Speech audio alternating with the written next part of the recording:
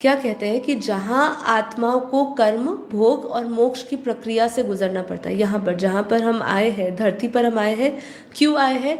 कर्म, भोग और मोक्ष की प्रक्रिया से गुजरने आए हैं हम सब। इसलिए धरती पर धर्म के नियम बनाए गए थे, ताकि आत्मा माया में डूबकर भूल ना जाए कि वह कौन है।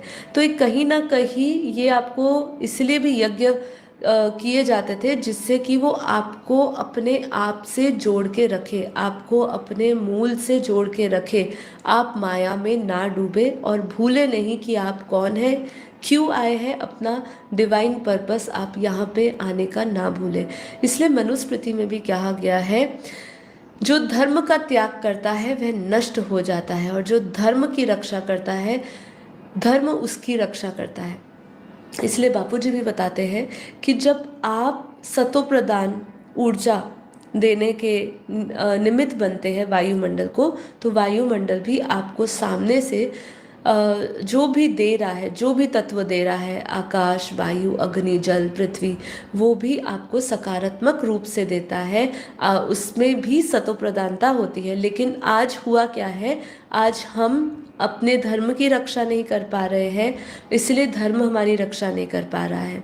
अर्थात हम वायुमंडल का भी हम सामने जो हमें उसको सतो प्रधानता देनी चाहिए, शुद्ध संकल्प देने चाहिए, वो हम नहीं दे रहे हैं।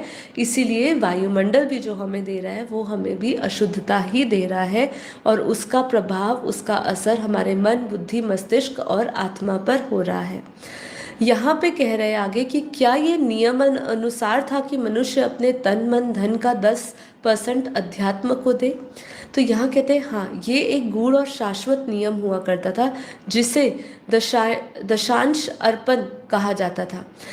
इसको विष्णु धर्म सूत्र में कहा गया है। ठीक है, क्या कहा गया है कि जो अपने धन का 10% धर्म में देता है वह दिव्य लोकों को प्राप्त होता है, ऐसा हमारे किसी सूत्र में लिखा गया है। ठीक है, कि जो अपने धन का 10% धर्म में देता है, अध्यात्म में देता है, अच्छे कार्य में देता है, वह दिव्य लोक को प्राप्त होता है।